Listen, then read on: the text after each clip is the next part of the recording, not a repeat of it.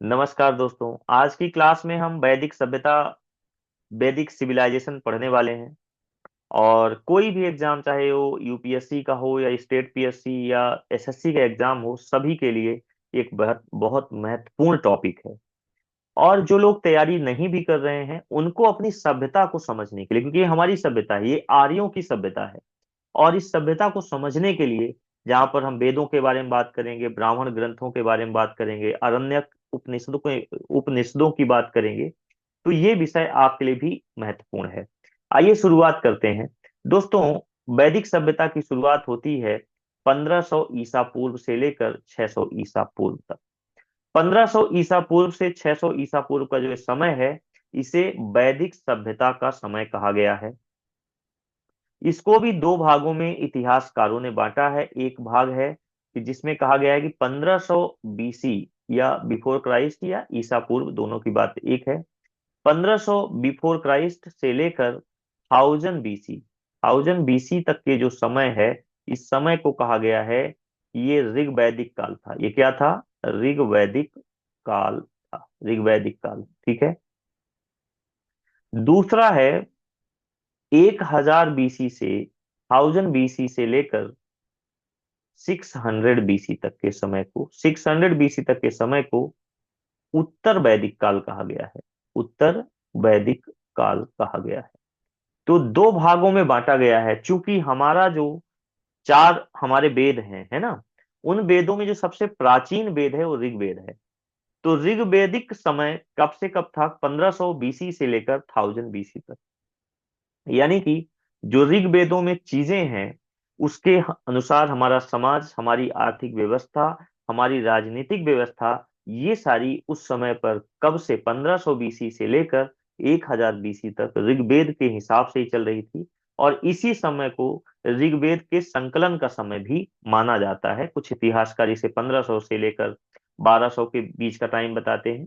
But ये मोटा मोटा इसी समय में ऋग्वेद की रचना नहीं, संकलन हुआ है, ठीक है। जितने भी वेद हैं हमारे दोस्तों, इनकी रचना नहीं की गई है, इनका संकलन किया गया है। इसके बारे में हम डिटेल में बात आगे करेंगे।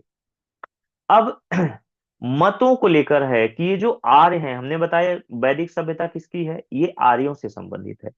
अब ये आर्य कहाँ से आए? ये भारत के थे या कहीं दूसरे प्रदेश से, दूसरे देश से भारत में आए? तो ज्यादातर इतिहासकारों का या जो समाज सुधारक थे, उनका मानना है कि ये आर्य भारत के मूल निवासी नहीं थे। ये बाहर से आए, यानी दूसरे देश से आकर यहाँ बसे। अब इनमें अलग अलग मत है। जैसे कि एक मत है बाल गंगाधर तिलक का, ठीक है। समाज सुधारक भी रहे हैं, स्वतंत्रता सेनानी भी रहे हैं। तो बाल गंगाधर तिलक मानते हैं कि आर्यों का जो आगमन हुआ है, ये आर्कटिक प्रदेश से हुआ है, ठीक है। मैक्स मूलर दूसरे एक थे, मैक्स मूलर। इनका मत बहुत प्रचलित है और सबसे ज्यादा सर्वमान्य मत है मैक्स मूलर का। इनका मानना है कि जो आर्य हैं, ये कहाँ से आए हैं? मध्य एशिया से। कहाँ से आए हैं? मध्य एशिया से। इसके अलावा एक हैं डॉक्टर लक्ष्मीधर। इनका मानना है कि जो आर्य आए हैं, ये जम्मू कश्मीर के रीजन से आए हैं, ठीक है। इसके अलावा स्वामी दयानंद सरस्वती के अनुसार आर्य तिब्बत के क्षेत्र से आए, ठीक है। तो ये अलग अलग इतिहासकारों का मानना है। कुछ भारतीय इतिहासकार यह भी मानते हैं कि आर्य कहीं बाहर से नहीं आए हैं, आर्य यहीं के थे, ठीक है। बट इस मत को बहुत कम माना जाता है। जो सबसे ज्यादा सर्वमान्य मत है वो है मैक्स मूलर का मत। अब इस मत को कुछ ऐसे अभिलेख मिले हैं, कुछ ऐसे इंस्क्रिप्शन मिले हैं जो इस मत को और ज्यादा क्या प्रबल करते हैं और ज्यादा इसको प्रूव करते हैं। जैसे कि जो आज तुर्की है, तुर्की में 1907 में, 1907 में एक इंस्क्रिप्शन मिला, एक अभिलेख मिला जिसका नाम है बोगज कोई का अभिलेख। बोगज कोई का अभिलेख, ठीक है। इस बोगज कोई के अभिलेख से क्या प्राप्त होता है? पहले तो ये पता चला कि ये अभिलेख कब का है, 1400 बीसी। वही समय काल है जब आर्य भारत में आए। तो 1400 बीसी का समय काल, ठीक है, का ये अभिलेख है बोगज कोई, ठीक है। बोगज कोई अभिलेख, ठीक है। और इस अभिलेख के अनुसार, इस अभिलेख में जो हमारे सनातन धर्म के कुछ देवता हैं, जैसे कि इंद्र, मित्र, नासत्व या वरुण, ठीक है, इनका जिक्र मिलता है। तो इस बोगस कोई का अभिलेख कहाँ मिला है? तुर्की में। कब? 1907 में खोजा गया है। और इस अभिलेख के अनुसार जो देवों का वहां पर मिला है, वर्णन मिला है, उनमें से इंद्र, मित्र, वरुण और नासत्व हैं, जिसे अश्वनी कुमार भी कहा जाता है। इससे ये मत और भी ज्यादा प्रबल हो जाता है कि कहीं न कहीं आर्य मध्य एशिया में रहे हैं और वहां से भारत आए हैं। इसके अलावा जो हमारा ऋग्वेद है, हमारा ऋग्वेद एक ईरान का वेद है, अवेस्ता। तो अवेस्ता की भाषा और ऋग्वेद की भाषा बहुत मेल खाती है। इसलिए भी ये माना जाता है कि कहीं ना कहीं आर्य मध्य एशिया से आए होंगे। ठीक है, तो आशा करते हैं इतनी बात आपको समझ आ गई होगी कि आर्यों के स्थान को लेकर, मूल स्थान को लेकर इतिहासकारों में विवाद है, परंतु ज्यादातर इतिहासकार मैक्स मूलर के मत का समर्थन करते हैं कि आर्य कहां से आए हैं? मध्य एशिया से। अब भारत में आगमन होता है, तो भारत में आगमन हुआ, और भारत में आगमन कहाँ हुआ?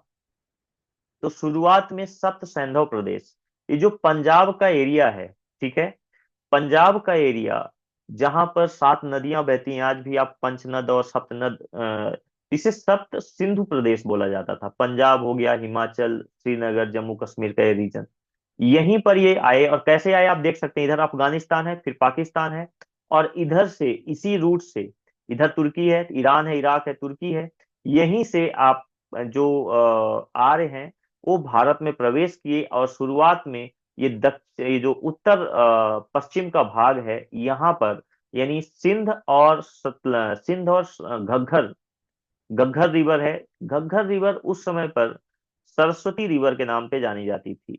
दोस्तों, कहा जाता है कि जो सरस्वती रिवर है, जहां से आज घग्गर नदी बहती है, वहां कभी सरस्वती नदी बहा करती थी। हालांकि इस पर भी विवाद है, कुछ लोग मानते हैं, कुछ लोगों का मानना है कि ऐसा नहीं है। परंतु हाँ, सरस्वती नदी का वर्णन है वेदों में। और शुरू में जब आर्य आए तो सिंध नदी और सरस्वती नदी के बीच का जो क्षेत्र है, उसी रीजन में आर्य शुरुआत में बसे थे। और उस क्षेत्र को कहा गया है सप्त सिंधु प्रदेश। क्या कहा गया है? सप्त सिंधु प्रदेश। ठीक है, यहां तक बात समझ आ गई। अब बात करते हैं, अभी बात किया बोगस कोई अभिलेख की, 1400 बीसी में मिला था। 1400 बीसी का ये अभिलेख है, मिला कब है, खोज कब हुई है? 1907 में। और इसके खोज करता है ह्यूगो विंकलर। और जो देवता मिले हैं उनके बारे में हमने बताया, इंद्र, मित्र, वरुण, नासत्य। ठीक है, बात करते हैं कि वैदिक साहित्य क्या है। तो अब हम साहित्यों की बात करेंगे कि जो आर्य हैं इनके साहित्य, यानी किस आर्यों के बारे में या वैदिक सभ्यता के बारे में आपको कहाँ से साक्ष्य मिले हैं। तो सबसे बड़ा साक्ष्य तो हमें अपने वेदों के माध्यम से ही मिला है। और वैदिक सभ्यता की जानकारी या आर्यों के विषय में जानकारी जो मिलती है, वो कहाँ से मिलती है? वेद और पुराणों से ही प्राप्त होती है। सबसे प्राचीन हमारे 4 वेद माने जाते हैं, जिसमें से ऋग्वेद सबसे ज्यादा प्राचीन है। तो ऋग्वेद सबसे ज्यादा प्राचीन है, फिर सामवेद, यजुर्वेद है, सामवेद है, और फिर अंतिम वेद अथर्ववेद है। इन चारों वेदों में, इन वेदों को समझने के लिए, चूंकि ये वेदों की भाषा कठिन थी, इन भाषाओं को समझने के लिए ब्राह्मण ग्रंथ लिखे गए। ठीक है, अब ब्राह्मण ग्रंथ में जो वेद थे, उसकी भाषा को या उनके श्लोक को या उनके मंत्र को आसान भाषाओं में समझाया गया है, उन्हें ही ब्राह्मण ग्रंथ कहा गया है। उसके बाद आरण्यक। आरण्यक कब लिखे गए? तो हमारे यहाँ जैसे आश्रम होते हैं, ठीक है, तो पहले क्या होता है आपका कि बाल आश्रम हो गया, ठीक है, फिर आपका गृहस्थ आश्रम हो जाता है, ठीक है, और उसके बाद फिर वानप्रस्थ होता है, और फिर अंतिम संन्यास आश्रम होता है। 4 आश्रम होते हैं, ठीक है। तो 4 आश्रम में ये जो हमारे अंतिम 2 आश्रम है, वानप्रस्थ और संन्यास, तो जब लोग वानप्रस्थ मतलब वनों में चले जाते थे और वहां पर निवास करते थे, या लोग जो सन्यासी हो जाते थे, उस समय पर जो वो लोग वहां रहकर जिन ग्रंथों की रचना की है, उसे कहा गया है आरण्यक। आरण्यक का मतलब ही होता है जंगल, ठीक है। तो जंगलों में जो ग्रंथ लिखे गए हैं उनको कहा गया है आरण्यक, और ये ग्रंथ ज्यादातर दार्शनिक प्रकार के ग्रंथ हैं। इन पर अभी डिटेल में हम बात करेंगे। अंत में लिखा गया है उपनिषद, ठीक है, इसे वेदांत भी कहा जाता है, और उपनिषदों में भी दार्शनिक विचार का वर्णन किया गया है, ठीक है, जिसमें आत्मा क्या है, ब्रह्म क्या है, मोक्ष के बारे में बात की गई है। अभी इनको सबको डिटेल में समझेंगे, और इनका क्रम भी यही है। तो ये बहुत समझना है कि पहले कौन कैसे रचना हुई है। तो सबसे पहले वेदों का संकलन हुआ है, उसके बाद ब्राह्मण ग्रंथ लिखे गए हैं। अगेन मैं कह रहा हूं कि वेद लिखे नहीं गए हैं, वेदों का संकलन किया गया है, और वेदों के संकलन करता है वेदम व्यास, ठीक है, ये ध्यान रखना है। तो पहले चार वेदों का संकलन हुआ है, फिर ब्राह्मण ग्रंथ लिखे गए हैं, फिर आरण्यक लिखा गया है, और अंतिम में उपनिषद लिखे गए हैं, ठीक है। प्रमुख विशेषताएं क्या हैं हमारे इन साहित्यों की, ये जो वैदिक साहित्य हैं इनकी क्या प्रमुख विशेषता है। ये ज्यादातर ग्रंथ संस्कृत भाषा में लिखे गए हैं, ठीक है। और यहाँ पर जो यहाँ हमारा समाज था, ये कैसा समाज था, तो ये जनपद आधारित शासन था, ठीक है। और राजा का चुनाव, ये जनपद आधारित शासन था, और यहाँ पर राजा का चुनाव होता था। एक चीज समझना है कि यहाँ पर जो वैदिक काल में, खासकर ऋग वैदिक पीरियड में जो हमारा समाज था, यहाँ पर राजा का इलेक्शन होता था, ना कि वंशानुगत होता था, ठीक है। राजा को वहां की प्रजा इलेक्ट करती थी। वर्ण व्यवस्था अंतिम में पहुंच जाती है ऋग्वेद के अंतिम अध्याय में। परिवार, विवाह, शिक्षा, ये सारी चीजें हैं। अर्थव्यवस्था, आर्थिक व्यवस्था कैसी रही, तो जो आर्यों की आर्थिक व्यवस्था थी वो कृषि और पशुपालन बेस्ड थी, ठीक है। तो ये पशुपालन और कृषि को ज्यादा महत्व देते थे। धातुओं का प्रयोग भी धीरे धीरे इन्होंने सीखा है, उसके बारे में भी हम बात करेंगे। व्यापार भी करते थे, लेकिन ज्यादातर इनकी जो व्यवस्था थी वो कृषि और पशुपालन पर ही निर्भर थी। धर्म, कैसे धर्म को मानते थे, तो ज्यादातर आर्य शुरुआत में प्रकृति की पूजा करते थे, यज्ञ करते थे, और मंत्रों का उच्चारण करते थे, ठीक है। चलिए बात करते हैं आगे। वेद, अब बात करते हैं वेदों के बारे में डिटेल में। तो जितने भी अभी हम वेद पुराण के बारे में बात की, आप सभी को डिटेल में हम पढ़ेंगे। तो दोस्तों वेद जो हैं सबसे प्राचीनतम माना गया है, महानतम धरोहर है हमारे, ना सिर्फ सनातन धर्म, ना सिर्फ हिंदू धर्म या आर्यों की, बल्कि ये वेद जो हैं ये एक मानव विकास की प्रक्रिया में इन वेदों का बहुत महत्वपूर्ण योगदान रहा है, ठीक है। वेदों को दोस्तों अपौरुषेय कहा गया है, अर्थात वेदों को मनुष्यों ने लिखा नहीं है। ये माना जाता है कि अपौरुषेय है, इसको मनुष्यों ने नहीं लिखा है, बल्कि देवताओं ने लिखा हो, या ये स्पष्ट नहीं है, पर इतना स्पष्ट है इतिहास में कि इस वेद को, जो चारों वेद हैं, इनको मनुष्यों ने नहीं लिखा है। मनुष्यों ने केवल संकलन करने का कार्य किया है, कि मतलब अलग अलग जगहों पे थे, उनको एक जगह पर संकलित करने का कार्य किया है। और ये कार्य किया किसने है, तो ये ऋग्वेदों का या सभी वेदों का जो संकलन करता थे वो कौन थे, वेद व्यास थे, ठीक है। तो याद रखिएगा, वेद व्यास वेदों का संकलन करते हैं।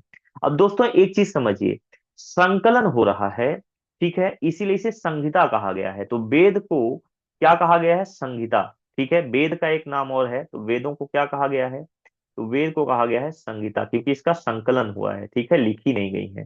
तो ये क्या है, संहिता है। वेद को संहिता कहा गया है। और वेदों को क्या कहा गया है, तो वेद को श्रुति साहित्य भी कहा गया है। क्या कहा गया है, श्रुति साहित्य, श्रुति साहित्य, ठीक है। श्रुति साहित्य इसलिए कहा गया है क्योंकि ये श्रवण परंपरा पर आधारित सभ्यता है। ये श्रवण सभ्यता पर आधारित परंपरा है, इसीलिए इसे श्रुति साहित्य भी कहा गया है, ठीक है।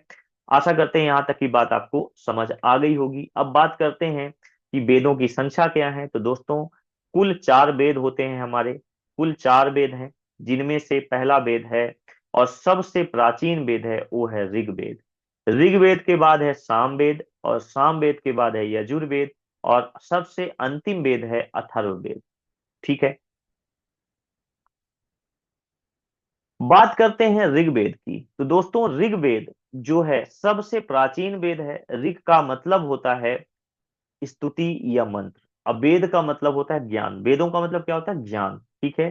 तो स्तुति या मंत्रों के ज्ञान को क्या कहा गया है, ऋग्वेद। ठीक है। इसकी जो भाषा है वो क्या है, वैदिक संस्कृति भाषा है। ठीक है। एक उत्तर वैदिक संस्कृति अलग है उसकी भाषा, और पूर्व वैदिक संस्कृति की भाषा अलग है। दोनों ग्रंथों की भाषाओं में आप देखेंगे तो आपको फर्क समझ आएगा कि पहले जो संस्कृति यूज होती थी और बाद में जो संस्कृति यूज होती थी उनमें भी फर्क है। तो वैदिक संस्कृत जो प्राचीन इंडो यूरोपियन भाषा परिवार का हिस्सा रही है। इसका ऋग्वेद का रचना काल कब से कब तक माना जाता है, तो जैसा कि हमने बताया था कि इसका रचना समय 1500 ईसा पूर्व से लेकर 1200 या 1100 ईसा पूर्व तक के समय को ऋग्वेद की रचना का समय माना जाता है, या संकलन का समय माना जाता है। ठीक है। इसमें 10 मंडल हैं, ऋग्वेद में 10 मंडल हैं, 1028 सूक्त हैं, और लगभग 10,600 मंत्र हैं। ठीक है। तो 10 मंडल, मंडल का ऐसे समझिए कि 10 अध्याय हैं। ठीक है। और उन अध्याय में 1028 सूक्त हैं यानी स्तोत्र हैं, और लगभग 10,600 मंत्र इसमें दिए गए हैं। ठीक है। संरचना की बात करें दोस्तों तो इसकी संरचना कुछ इस तरह से है कि इसमें जो दो से लेकर 7वां अध्याय है यानी मंडल है, हमने बताया 10 मंडल है। 10 मंडलों में जो 2 से लेकर 7 तक का मंडल है, ये सबसे प्राचीन मंडल माना जाता है, और इसे कुल मंडल या फैमिली बुक्स भी कहा जाता है। ठीक है। इसके अलावा जो पहला मंडल यानी फर्स्ट, पहला और 10वां मंडल है, ये बाद में जोड़ा गया है। ये नवीन मंडल है। क्या है, नवीन मंडल है, यानी बाद में जोड़ा गया है। इसीलिए आप देखेंगे कि जो ऋग्वैदिक सभ्यता थी उसमें ये जो वर्ण व्यवस्था थी, अगर मैं 10वें मंडल को छोड़ दूं, चूंकि ये बाद में जोड़ा गया है, तो पहले के जो प्राचीन मंडल हैं उसमें कहीं भी वर्ण व्यवस्था का जिक्र नहीं है। जो वर्ण व्यवस्था आज हम कहते हैं कि ब्राह्मण, क्षत्रिय, वैश्य एंड शूद्र, इसकी चर्चा यहाँ पर पहले से लेकर 2 से लेकर 7 तक जो प्राचीन मंडल हैं उनमें ये नहीं दिया गया है। जो 10वां मंडल है इसमें दिया गया है वर्ण व्यवस्था, और ये बाद में जोड़ा गया है जैसा कि मैंने आपको बताया। तो 2 से 7 सबसे प्राचीन मंडल है, पहला 10वां नवीन मंडल है, और जो 8वां और 9वां मंडल है ये इसे मिश्रित मंडल बोला जाता है। क्या बोला जाता है, मिश्रित मंडल है। ठीक है, मिश्रित मंडल है। क्लियर है। ओके। अब हम एक तरफ से बात कर लेते हैं कि पहले मंडल से लेकर आखिरी मंडल तक दिया क्या गया है। तो देखिए जो पहला मंडल है, अच्छा इसमें एक चीज और समझा दूं कि सबसे बड़ा मंडल कौन है। ठीक है, बड़ा मंडल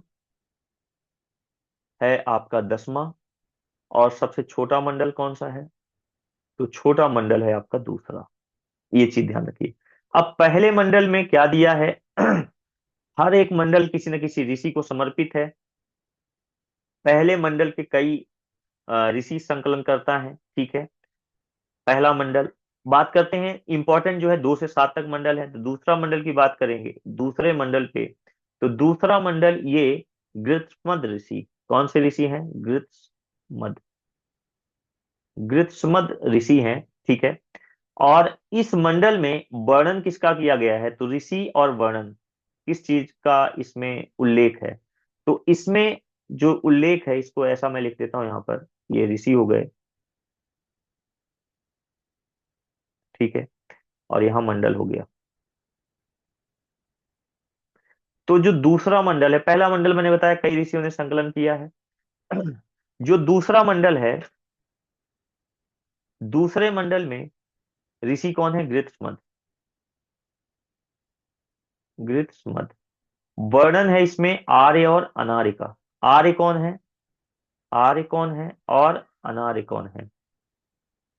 दोस्तों पहले मैंने क्या बताया कि पहले वर्ण व्यवस्था नहीं थी, पहले समाज 2 भागों में विभाजित था, एक थे आर्य और दूसरे थे अनार्य, अनार्य। ठीक है।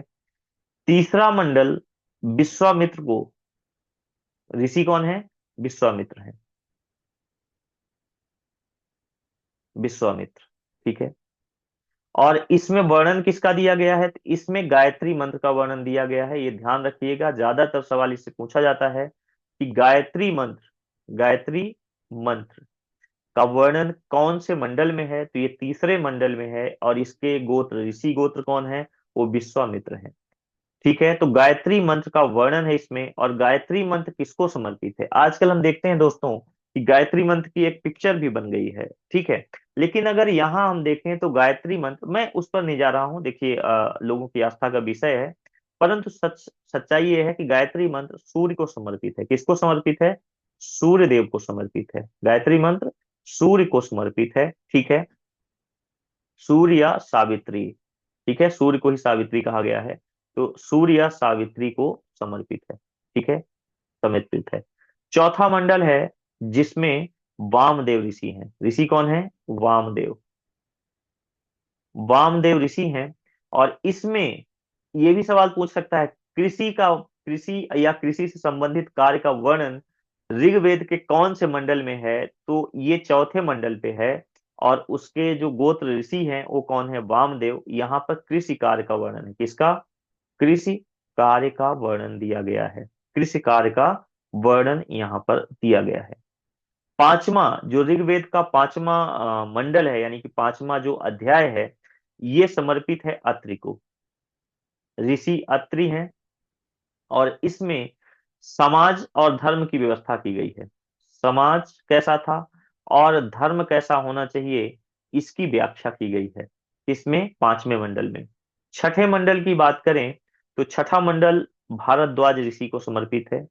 भारद्वाज, ठीक है, भारद्वाज ऋषि को समर्पित है। इसके गोत्र ऋषि कौन है, भारद्वाज। और यहाँ पर इस मंडल में ऋषियों की वंशावली दी गई है। इसमें ऋषियों की, जो हमारे सनातन धर्म के प्राचीन ऋषि हैं, ऋषियों की वंशावली दी गई है, ऋषियों की वंशावली, वंशावली दी गई है। तो इस गोत्र में ऋषियों की वंशावली दी गई है। सातवां मंडल, तो दोस्तों जो सातवां मंडल है, ये सातवां मंडल बहुत महत्वपूर्ण मंडल है। और इस मंडल के जो गोत्र ऋषि हैं वो है वशिष्ठ,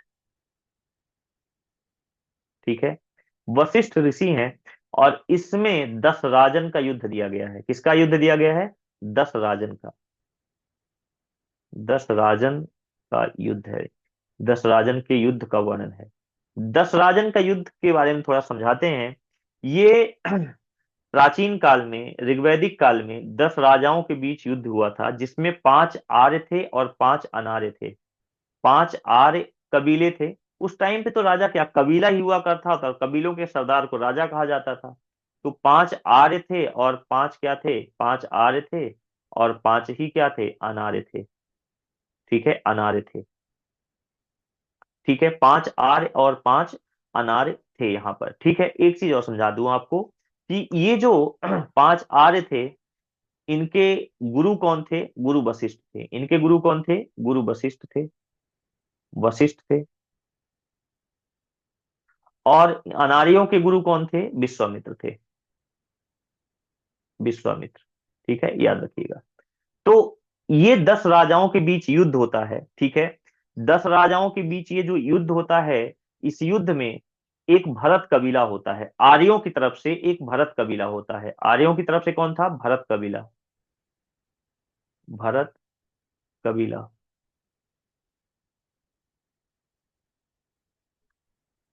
भरत कबीला था आर्यों की तरफ से, ठीक है। और ये जो भरत कबीला था दोस्तों, ये भरत कबीला का जो सरदार था, इसके सरदार का नाम याद नहीं आ रहा है, मैं आगे आगे क्लास में समझाता चलूंगा। तो भरत कबीला था, ठीक है। ये भरत कबीला के साथ 5 कबीले और थे। आर्य और अनार्यों के बीच युद्ध होता है, और इस युद्ध में जीत किसकी होती है, आर्य कबीला की, ठीक है। और इसमें यही चीज दिया गया है। इसमें एक चीज और देखिएगा, पहली बार अश्वमेध यज्ञ का वर्णन, अश्वमेध यज्ञ का वर्णन, अश्वमेध यज्ञ का वर्णन भी इसी में दिया गया है। पहली बार, फर्स्ट टाइम अश्वमेध यज्ञ का वर्णन कहाँ दिया गया है, सातवें अध्याय यानी सातवें मंडल में अश्वमेध यज्ञ का वर्णन भी दिया गया है। ठीक है दोस्तों, यहां तक बात क्लियर हो गई। कई बार दोस्तों इसमें ये भी पूछ लेता है कि ये युद्ध जो है कहाँ पर हुआ था, तो ये परुष्णी नदी, पारुष्णी नदी जिसे रावी नदी कहा जाता है, रावी, इसका रावी का प्राचीन नाम है, ध्यान रखिएगा। रावी का प्राचीन नाम परुष्णी नदी था। ये परुष्णी नदी के तट पर ये युद्ध होता है। और हाँ, ये जो भरत कबीला था, इसका जो मुखिया था उसका नाम था सुदास। मुखिया का नाम क्या था? सुदास नाम था। सुदास नाम था, ठीक है। तो यहां तक बात समझ आई। ये 2 से लेकर जो 7 तक मंडल है, सबसे महत्वपूर्ण मंडल है। दूसरे दूसरे के ऋषि कौन है? गृत्समत, आर्य और अनार्य का वर्णन दिया गया है। तीसरे मंडल के ऋषि हैं विश्वामित्र। गायत्री मंत्र या सूर्य, गायत्री मंत्र का वर्णन है जो सूर्य या सावित्री को समर्पित है। चौथा जो मंडल है वो वामदेव को समर्पित है। और इसमें कृषि कार्य का वर्णन दिया गया है। अत्रि, पांचवा मंडल, और इसमें समाज और धर्म की व्यवस्था की गई है। भारद्वाज, छठा मंडल के ऋषि हैं भारद्वाज, और इसमें ऋषियों की वंशावली दी गई है। सातवां वशिष्ठ, सातवें मंडल में क्या है? वशिष्ठ है, ठीक है। और वशिष्ठ जो ऋषि हैं, ये वशिष्ठ ऋषि जो हैं इसमें इन्होंने 10 राजन युद्ध का वर्णन है इसमें। अश्वमेध यज्ञ का वर्णन है। 10 राजन का युद्ध जो होता है ये परुष्णी नदी या रावी नदी के किनारे होता है। ये 5 आर्य और 5 अनार्य कबीलों के बीच युद्ध होता है। आर्यों के मुखिया थे भरत, भरत कबीला था, और इसके मुखिया थे सुदास, ठीक है। फटाफट बात करते हैं आठवां कबीला। तो जो आठवां कबीला था, इसके जो ऋषि हैं वो थे कण्व या अंगीरा। कण्व या अंगीरा, अंगीरा, ठीक है। कण्व या अंगीरा, ठीक है, ऋषि थे, ठीक है। और ये आठवां मंडल में हस्तलिखित ऋचाएं हैं। कैसी हैं? हस्तलिखित ऋचाएं हैं। और ये जो हस्तलिखित ऋचाएं हैं, इन्हें क्या कहा जाता है? खिल कहा जाता है। हस्तलिखित ऋचाओं को क्या कहा गया है? खिल, ठीक है। नौवा नौवा मंडल ये सोम को समर्पित है। ध्यान रखिएगा, सोम, सोम को। और सोम का मतलब होता है सोम को समर्पित, सोम को समर्पित है, सोम को समर्पित है। और सोम का मतलब है वनस्पति, ठीक है, वनस्पति से संबंधित, वनस्पति, ठीक है। नौवां मंडल सोम को या वनस्पति को, इसके कई ऋषि हैं, ठीक है इसमें, तो उनका मैं वर्णन नहीं कर रहा हूं। 10वां मंडल सबसे अंतिम मंडल है, नवीन मंडल है। और इसमें वर्ण व्यवस्था की पहली बार व्यवस्था की गई है। वर्ण व्यवस्था, वर्ण व्यवस्था, ठीक है, वर्ण व्यवस्था। ये जो आप देखते हैं ना कि ब्राह्मण, क्षत्रिय, वैश्य और शूद्र, इसकी व्यवस्था कहाँ मिलती है पहली बार? तो यहीं पर पहली बार 10वें मंडल में ही पहली बार शूद्रों का वर्णन हुआ है। इसी में वर्ण व्यवस्था दी गई है। और लेकिन एक चीज यहाँ ध्यान रखना है कि जो ऋग्वेद में वर्णों का व्यवस्था है, ऋग्वेद में जिस वर्ण की व्यवस्था या जिस वर्ण के बारे में कहा गया है, वो आज के समाज से बिल्कुल डिफरेंट है। जो भी सनातनी या जो भी हिंदू मुझे सुन रहे हैं, मैं उन सबको बताऊं, ये वर्ण व्यवस्था कर्म आधारित व्यवस्था थी। ये कर्म आधारित व्यवस्था थी, अर्थात जो जैसा कर्म करता था उसका वैसा वर्ण होता था, ना कि जन्म आधारित। हो सकता है कि एक क्षत्रिय का बेटा वो वैश्य हो, यानी वो व्यापार कर रहा हो, तो वैश्य कहलाएगा, ठीक है। एक शूद्र का बेटा अगर वो पूजा पाठ कर रहा है, पठन पाठन का काम कर रहा है, तो क्या कहलाएगा? ब्राह्मण कहलाएगा। यानी वो व्यवस्था, वर्ण व्यवस्था जो थी, ये कर्म आधारित थी। अर्थात अगर हम ऋग्वेद अपने वेदों को माने, तो आज जो हम कहते हैं कि अच्छा ये ब्राह्मण है, ये क्षत्रिय है, वैश्य है, शूद्र है, उसका बच्चा भी वही होगा, जरूरी नहीं है। अगर मैं अक्सर कहता हूं कि अगर हम ये जो समाज में ये जो भेदभाव है, अगर इसको मिटाना है तो सही मायने में आपको वेदों को पढ़ना चाहिए। अगर आप वेद पढ़ेंगे, हमारे पुराण पढ़ेंगे, आप पंडितों को मत सुनिए, इनको मत सुनिए, आप अगर जानना चाहते हैं तो आप अपने सनातन धर्मों के ग्रंथों को पढ़ें। समझ रहे हैं? अगर आप इन ग्रंथों को आप स्टडी करेंगे, पढ़ेंगे और समझेंगे, तो आज के डेट पे जितने भी बॉर्डर पे आर्मी के जवान, पुलिस वाले घूम रहे हैं, ये क्षत्रिय वर्ण में आएंगे। हम सब जो पठन पाठन का कार्य कर रहे हैं, ये ब्राह्मण धर्म में आएंगे।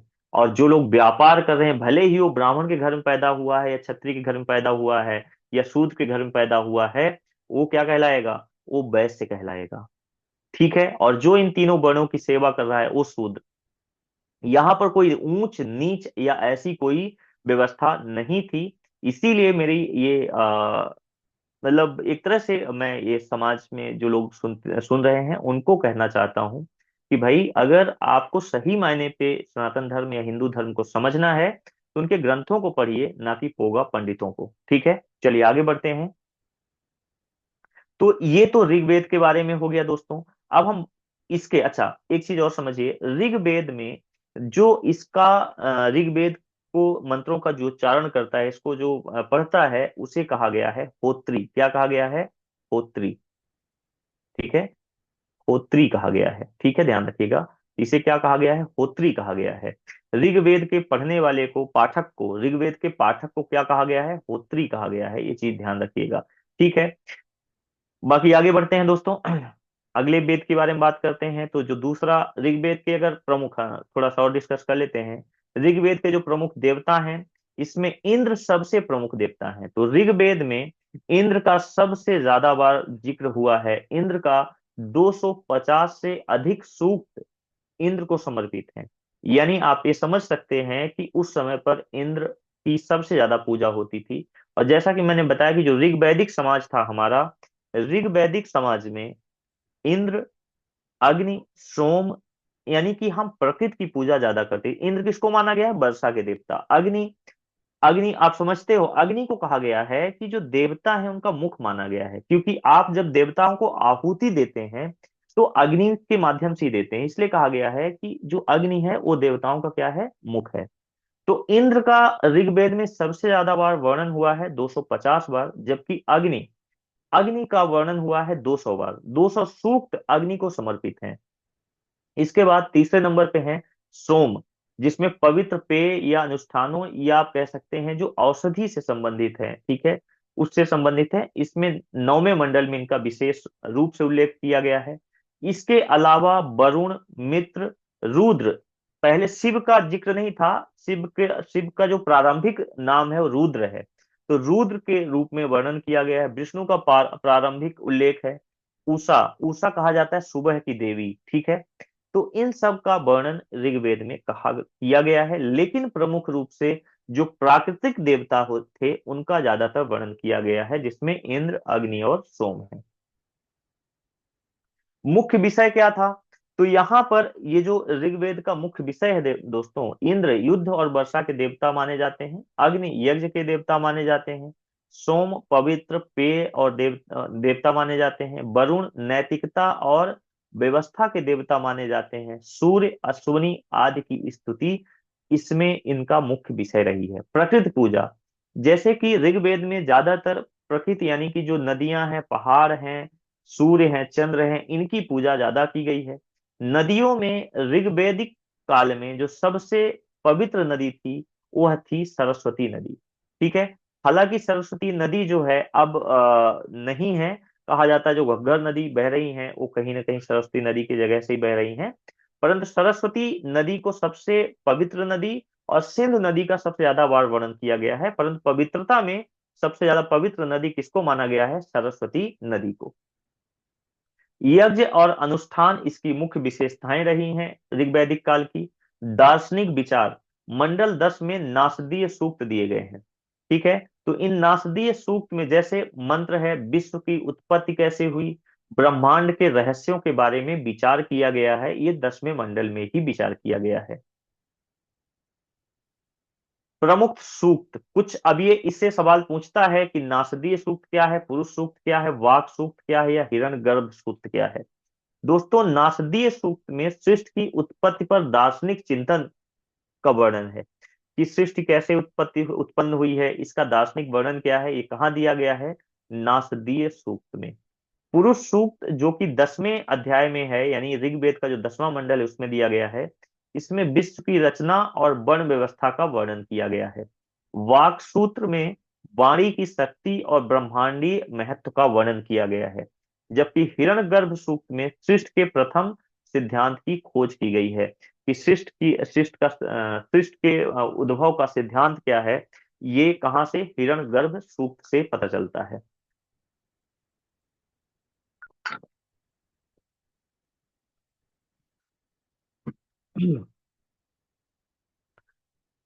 ठीक है, तो ये चार सूक्त हैं जो ध्यान रखना है। नासदी सूक्त सृष्टि की उत्पत्ति करता है, पुरुष सूक्त में विश्व की रचना और वर्ण व्यवस्था की बात करता है, वाक सूक्त में वाणी की शक्ति और ब्रह्मांडीय महत्व को दर्शाया गया है, हिरण गर्भ सूक्त में सृष्टि के प्रथम सिद्धांत का उल्लेख मिलता है। ठीक है, अब बात करते हैं दूसरा जो हमारा वेद है वो है ऋग्वेद, माफ करिएगा, यजुर्वेद। ऋग्वेद के बाद यजुर्वेद को वैदिक साहित्य में अत्यंत महत्वपूर्ण माना गया है। यजुर्वेद में यज्ञों की विधि विधान का वर्णन है, यानी कि यज्ञ कैसे करनी है, यज्ञ में मंत्र पढ़े जाने वाले मंत्र, गाए जाने वाले गीत, इन सब का वर्णन है। और यज्ञ करने की विधि क्या है, कैसे पुरोहितों को यज्ञ कराना चाहिए, ये सारे विधि विधान और उससे संबंधित मंत्र कहाँ पर दिए गए हैं, यजुर्वेद में। इसीलिए यजुर्वेद को कर्मकांडी वेद भी कहा गया है। तो यजुर्वेद को क्या कहा गया है, कर्मकांड प्रधान वेद है ये। इसकी रचना मानी जाती है कि 1200 ईसा पूर्व से लेकर 1000 ईसा पूर्व के दौरान इसकी रचना यानी इसका संकलन हुआ होगा। रचना कहना सही शब्द नहीं है, क्योंकि हमने बताया है कि वेदों को संकलित किया गया है, ना कि उसे रचा गया है। ठीक है, स्वरूप कैसा है, तो जो इसका स्वरूप है दोस्तों, आ, इसका माफ करिएगा, यजुर्वेद का इसका स्वरूप गद्य और पद्य दोनों भाषाओं में लिखा है। यानी यजुर्वेद को गद्य में भी लिखा गया है और इसको पद्य में भी लिखा गया है। ठीक है, इसमें मुख्यतः यज्ञों के मंत्र और अनुष्ठानों की विधि का वर्णन है, जैसा कि मैंने बताया। ठीक है, इसकी दो शाखाएं हैं। ठीक है, इस पर ध्यान दीजिए, इसकी दो शाखाएं हैं। इनमें से जो पहली शाखा है उस शाखा का नाम है कृष्ण, या इसे अंधकार की शाखा भी बोला जा गया है। क्या बोला गया है, अंधकार, अंधकार की शाखा।